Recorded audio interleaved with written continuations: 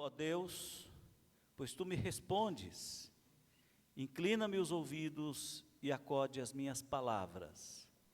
Mostra as maravilhas da tua bondade, ó Salvador, dos que à tua destra buscam refúgio, dos que se levantam contra eles. Guarda-me como a menina dos olhos, esconde-me à sombra das tuas asas. Esconde-me à sombra das tuas asas, dos perversos que me oprimem, inimigos que me assediam de morte. Guarda-me como a menina dos olhos, esconde-me à sombra das tuas asas. Queridos, é importante quando lemos o Salmo 17, não apenas estes versículos, mas todo o Salmo, fazermos uma pergunta bastante simples, ou talvez duas perguntas muito simples, mas de extrema relevância. A primeira delas, o que o salmista quis dizer exatamente quando ele escreveu o Salmo 17, né? Qual a ideia presente aqui nesse texto? O que Davi quis dizer com estas palavras aqui que nós lemos, né? A segunda pergunta simples também é: que lições podemos extrair desta passagem? O que ele quis dizer e que lições nós podemos extrair desta passagem bíblica? É importante aqui nós destacarmos algumas questões, e eu não pretendo fazer uma incursão lá no livro de Êxodo, no livro de Levíticos, para falar e explicar detalhadamente algumas coisas. Eu preciso tocar numa questão que aqui o texto se refere. Quando eu enfatizei e reli o versículo 8, que fala da menina dos olhos, e especialmente onde cita a sombra das asas, né? E nós, quando lemos o Salmo 91, e ele fez parte da nossa liturgia hoje, quando nós também falamos sobre as asas do Altíssimo, né? E é importante nós aprendermos, nós distinguirmos que as asas aqui presentes, citadas nesses salmos e no Salmo 17, não é as asas lá de Mateus, capítulo 23, versículo 37, quando Jesus Cristo faz referência ao seu ministério, quando ele diz que ele queria amparar Israel e tê-los sob as suas asas, como a galinha que acolhe os seus pintinhos. Então não é a mesma asa aqui. Que asa então é esta? E aí é que nós precisamos voltar os olhares para os livros do Antigo Testamento, especialmente Levítico e Êxodo, quando nós vamos ter a descrição da Arca da Aliança, né? Lá na Arca da Aliança, nós vamos ter um determinado momento, uma citação, uma descrição dela, quando nós temos os querubins com suas asas cobrindo a arca. Dos dois lados da arca, um querubim de cada lado com suas asas cobrindo a arca.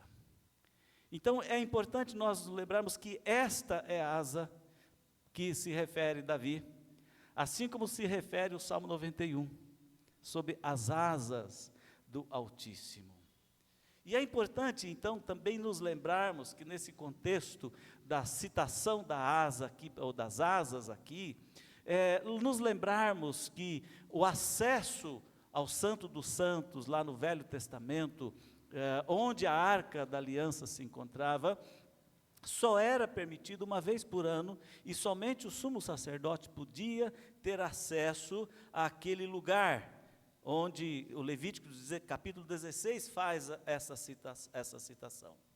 E ao entrar, o sumo sacerdote, ele aspergia o sangue do sacrifício que era realizado naquela ocasião, o sacrifício do propiciatório, né? Ele aspergia esse sangue sob as asas dos dois querubins. E qual é o significado disso? Essa imagem simbólica e retórica da citação de Levíticos 16 é mencionada outras 8 vezes na Escritura Sagrada. E ao ler o Salmo 17, nós observamos que Davi diz o que Deus faz por aqueles que vivem sob as suas asas.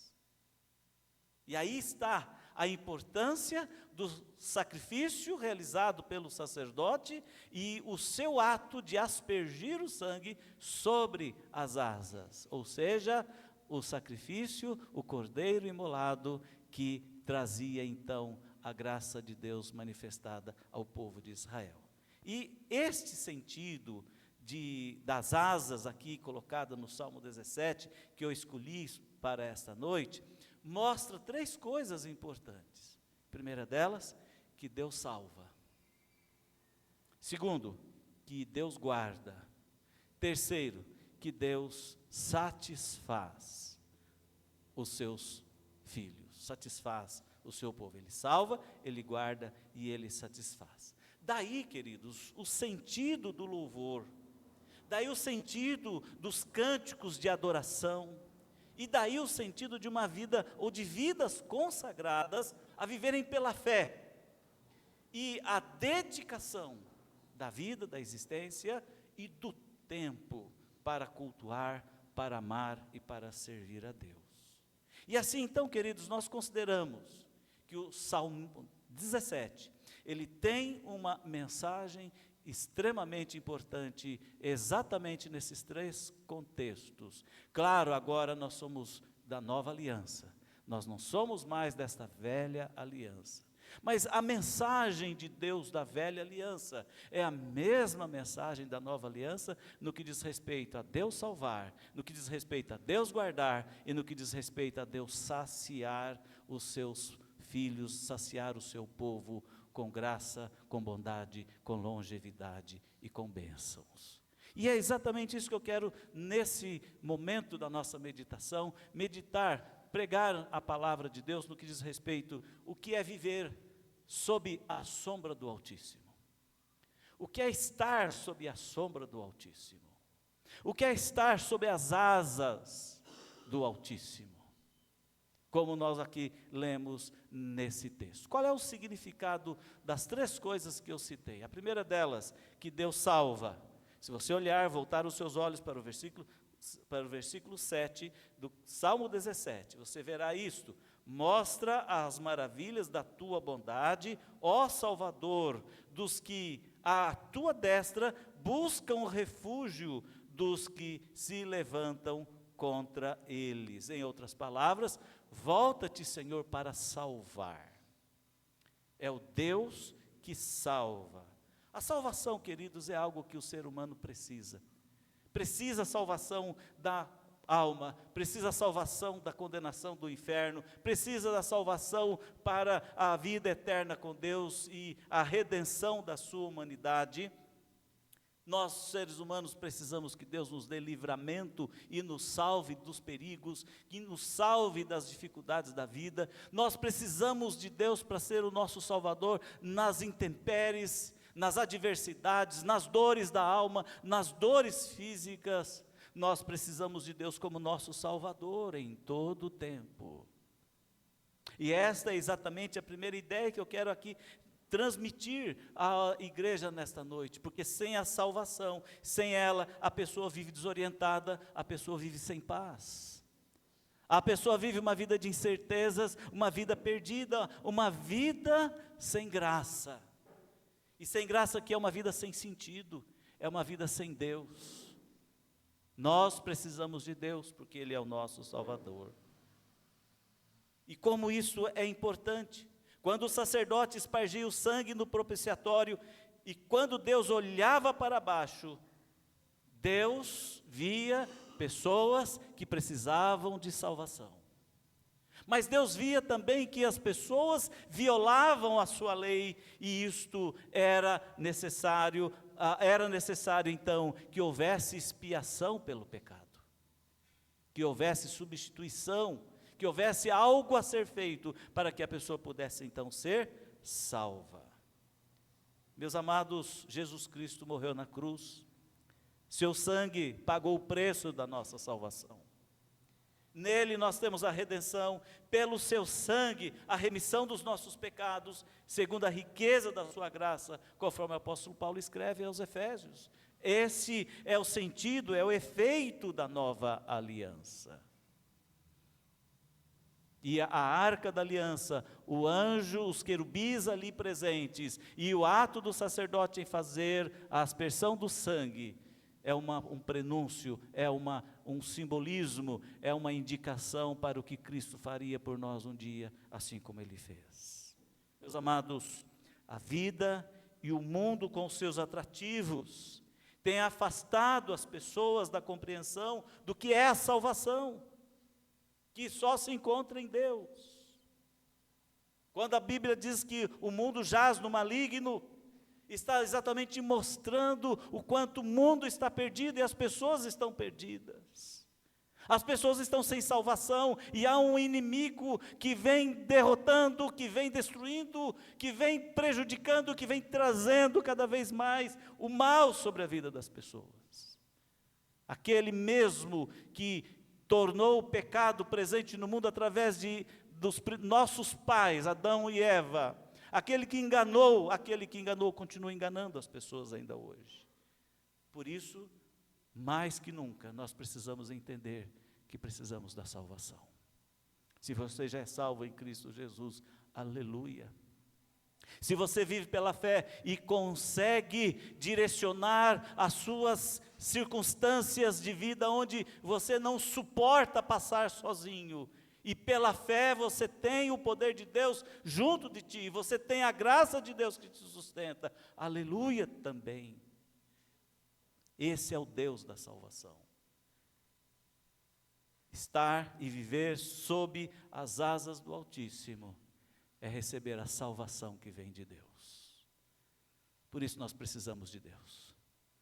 Na nossa angústia, precisamos clamar a Deus por salvação da angústia que estamos passando. Na nossa dor, nós precisamos orar e clamar a Deus que nos salve desse infortúnio. Na nossa tribulação, nós precisamos de Deus para ser o nosso Salvador, que nos livre. Por isso, a ideia do salmista aqui é exatamente esta. Ele mostra que Deus é o seu Salvador. Andar com Deus, viver com Deus. O Salmo 91 diz exatamente isso: sob as tuas asas estarás salvo, seguro. Estarás a salvo. A segunda questão que eu vejo a importância de se abordar quando nós meditamos na palavra de Deus e no Salmo 17 é que Deus guarda. Veja o versículo 8 do mesmo Salmo 17. Guarda-me como a menina dos olhos. Guarda-me. Ao orarmos a Deus, como quando nós lemos o Salmo 57, versículo 1, tem misericórdia de mim, ó Deus, tem misericórdia, pois em ti a minha alma se refugia, à sombra das tuas asas me abrigo, até que passem as calamidades. Guarda-me, ó Deus, tem misericórdia de mim, a minha alma, o meu ser se refugia em ti, sob a proteção das tuas asas. A vida de Davi estava em perigo quando ele escreveu essas palavras. Ele se encontrava, ou ele estava escondido em uma caverna enquanto Saul o perseguia. E estava correndo sério risco de morte, porque o intento de Saul era esse. Mas a sua fé estava em Deus. A sua fé estava em Deus. E esta lição, como ela é importante para vivermos, para andarmos também como Davi andou, para passar os nossos dias de vida, o nosso tempo aqui enquanto caminhamos, para vivermos como crentes, nós precisamos sempre nos lembrar que Deus é o nosso guarda, o fiel guarda de Israel, o fiel guarda do seu povo. No Salmo 61, em uma oração semelhante, Davi também escreveu: assista eu no teu tabernáculo para sempre, no esconderijo de tuas asas, eu me abrigo. O versículo 4 do Salmo 61. E aqui é importante nos lembrar que o lugar mais seguro para o povo de Deus é estar no Santo dos Santos, à sombra do Altíssimo, à sombra do Senhor. É estar lá. E agora não é mais só o sacerdote ou o sumo sacerdote que pode acessar esse santo lugar. Agora, por meio de Cristo, nós acessamos o santo lugar no céu, na glória, na presença de Deus, porque Jesus Cristo abriu a porta, rasgou-se o véu que fazia esta separação. E nós agora podemos e precisamos aprender a recorrer ao Senhor. Mais que nunca, nós precisamos nos lembrar, uns confiam na segurança desse mundo, outros confiam na ciência somente, outros confiam nos poderes humanos. Nós precisamos mais que nunca confiar em Deus e dizer, como também o salmista diz, nós confiamos em Deus, nós confiamos no Senhor. João, o evangelista, no capítulo 15, versículo 4, ele diz assim: permanecerei em mim, e eu permanecerei em vós. O Senhor Jesus Cristo, Ele que nos guarda, Ele que é o nosso Senhor.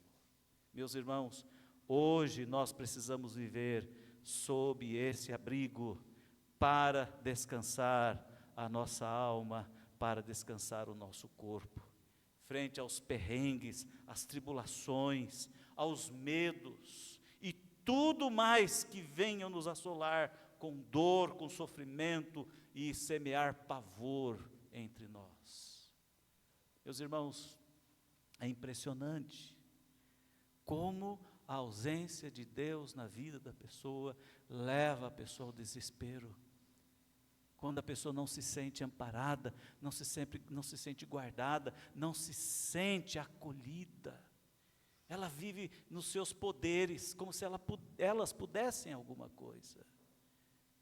Hoje as pessoas recorrem a isso, aquilo, a profissionais tantos da área da saúde médica, da saúde psiquiátrica, as pessoas recorrem a remédios, as pessoas recorrem e correm para lá e correm para cá. Mas o mal do século está presente, a ansiedade pega criança, pega adulto, pega idoso, a ansiedade pega jovem, a ansiedade pega as pessoas.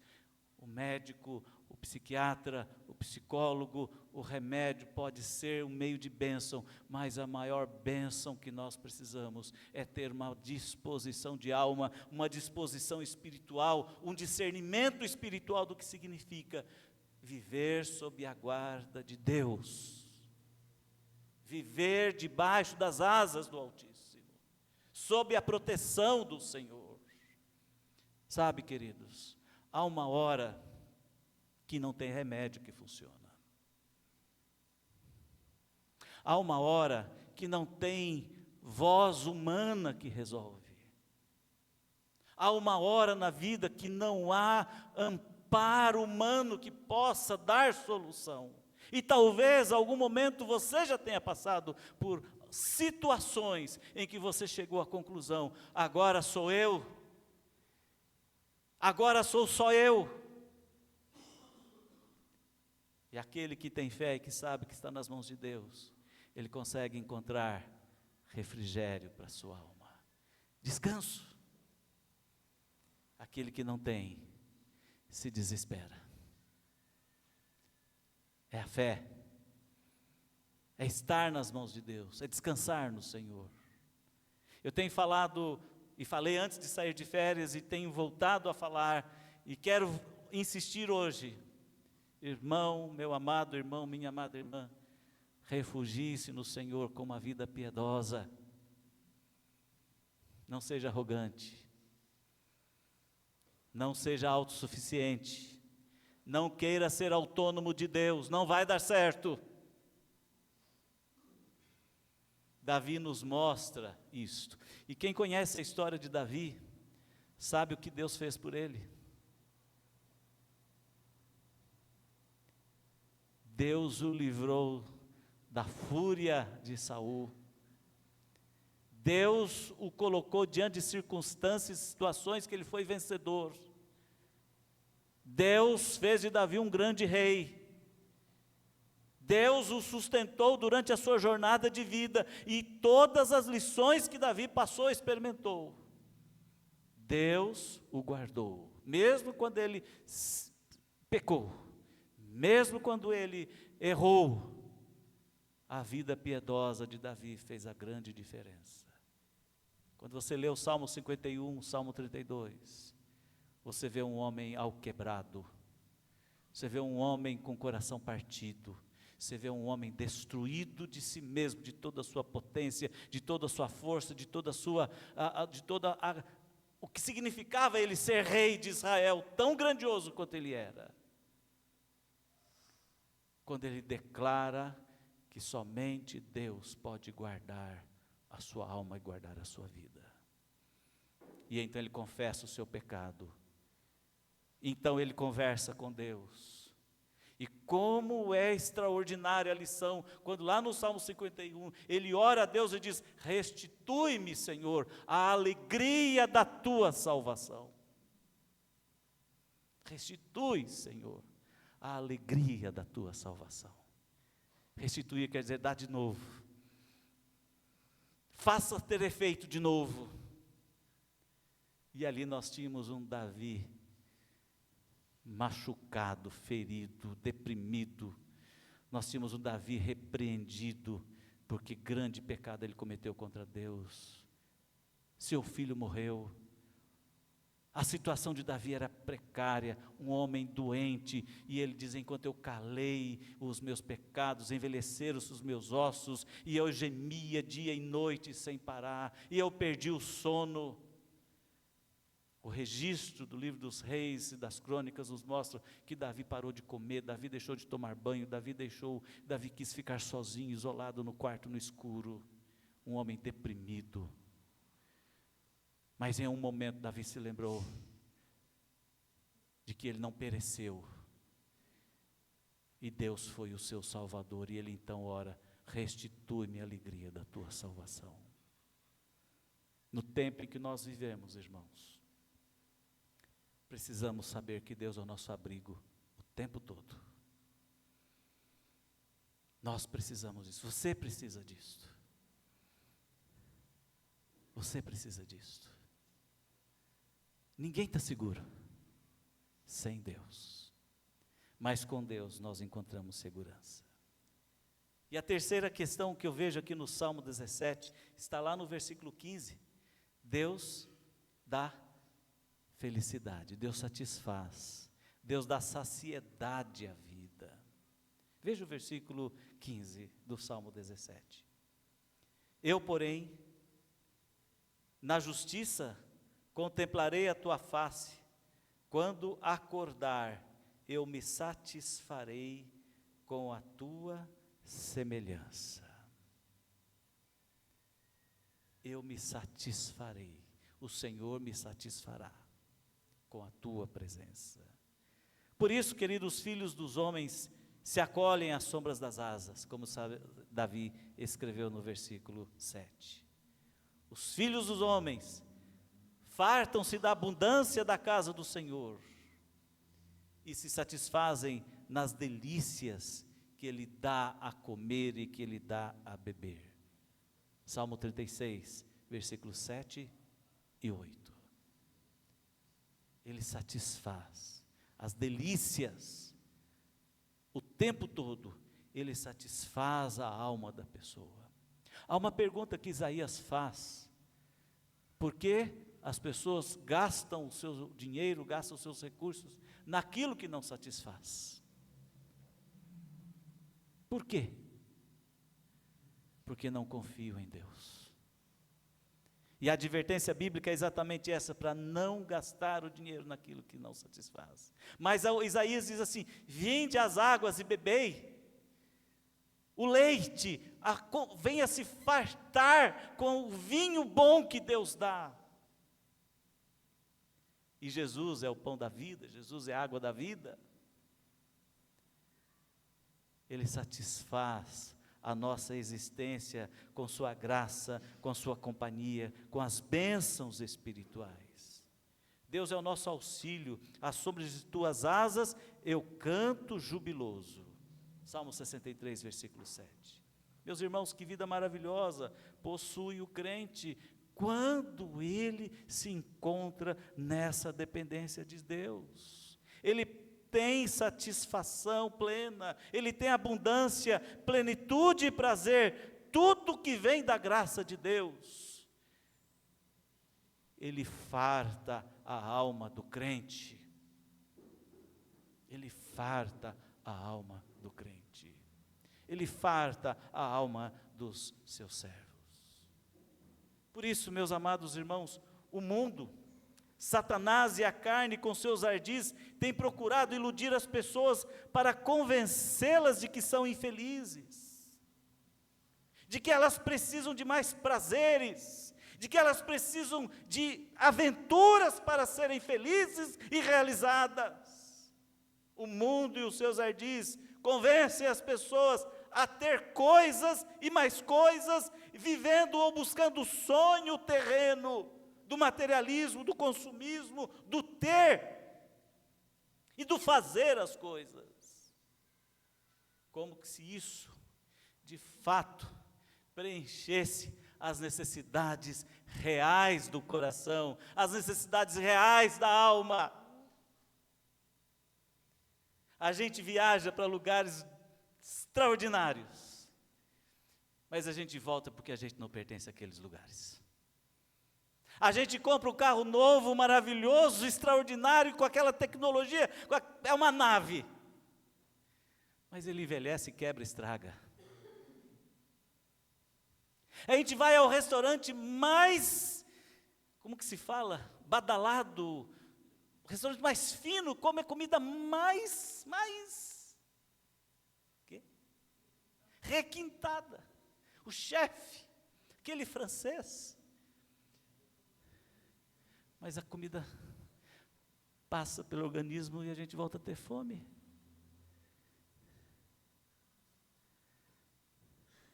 E o escritor de Eclesiastes nos ensina, tudo é vaidade, é correr atrás do vento. Só não é vaidade, só não é correr atrás de vento, quando nós temos o Senhor que satisfaz a nossa alma. O pouco vira muito. A tristeza é transformada em júbilo e alegria. A frieza da alma se aquece. O coração enganoso passa a ter convicções. A felicidade então vem, não porque foi comprada. A satisfação vem porque Deus preenche totalmente a nossa alma. Este é o fator terceiro da necessidade em que nós nos encontramos, vivemos a satisfação plena que está em Deus, que se encontra em Deus. Sem Deus nós nada somos, nós nada podemos. O livro de Hebreus, capítulo 10, versículo 19, 21 e 22, diz assim algumas palavras, eu vou citar aqui. Tendo, pois, irmãos, intrepidez para entrar no Santo dos Santos, pelo sangue de Jesus, não aquele sangue mais lá do sumo sacerdote aspergindo sobre as asas dos querubins, e tendo agora grande sumo sacerdote sobre a casa de Deus, Jesus Cristo, aproximemo-nos do Santo dos Santos. Aproximemo-nos. Hoje, mais que nunca, irmãos, nosso tempo não é um tempo bom para a alma humana. Nosso tempo não é um tempo bom para a vida humana, porque as pessoas estão afastadas de Deus. Que você, meu amado, que você, minha amada irmã, corra para Deus. Que você saiba e entenda a importância de viver sob a sombra, a proteção debaixo das asas do Todo-Poderoso. Deus, o nosso Salvador. Deus, o que nos dá satisfação e nos faz felizes. Deus, aquele que nos guarda. Deus, aquele que está conosco sempre. O moto do nosso coral é: firme está o meu coração, ó Deus. Cantarei e entoarei louvores de toda a minha alma.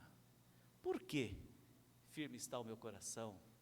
E por que eu entoarei louvores com toda a minha alma, ou de toda a minha alma?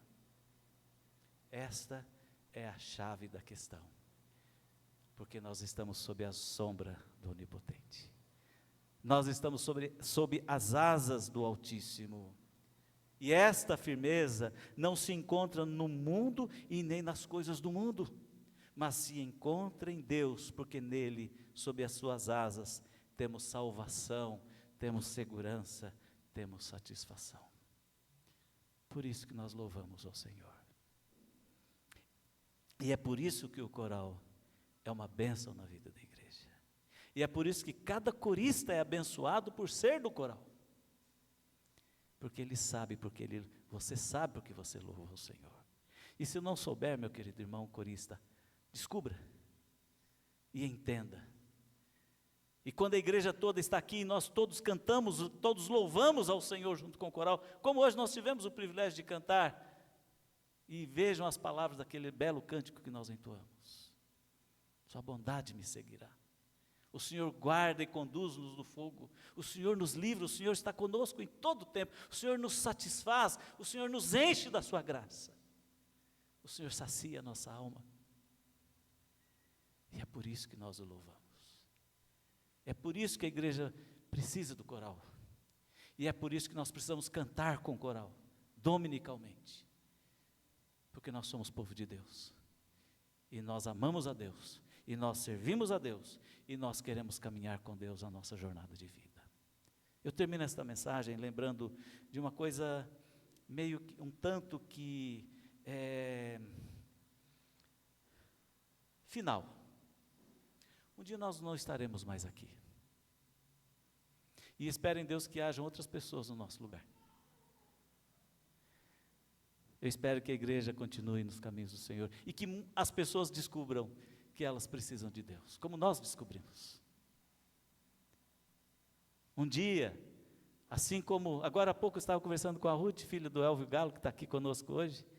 E quem se lembra do Elvio Galo aqui? Ah, nem se lembra. A gente em casa que se lembra, né? Manuel se lembra. Quem mais aqui se lembra do Elvio? A Nilza se lembra do Elvio Galo, né? Pois é, quantos anos? O Elvio Galo está com 87, você me falou.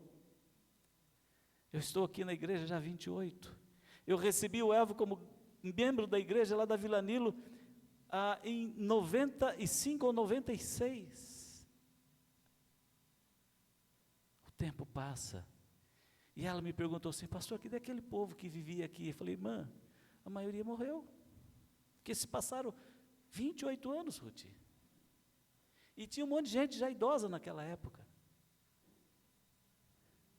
E assim é. E assim continuará sendo.